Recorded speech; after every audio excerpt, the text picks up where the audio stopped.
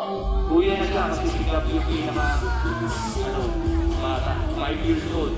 Okay, the youngest riders natin dito ngayon sa Marikina is, uy, look ma'am! Look ma'am, speaking, one riding the BMX. Wow! Nagtaas ng score nun ha, delikado. Okay, sa mga bata, huwag niyo gagawin ito sa kanya, delikado. So, pag nakita niyo po yung anak niyo na pumikit, saway niyo na po. Napakadelikado po ng ginawa ni Amar. Opo.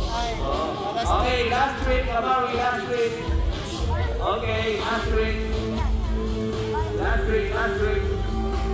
Okay. Okay na. Alright, maraming salamat sa last trick mo.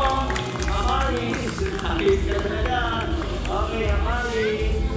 Next rider natin, ito 6 years old, another 6 years old, si Franco.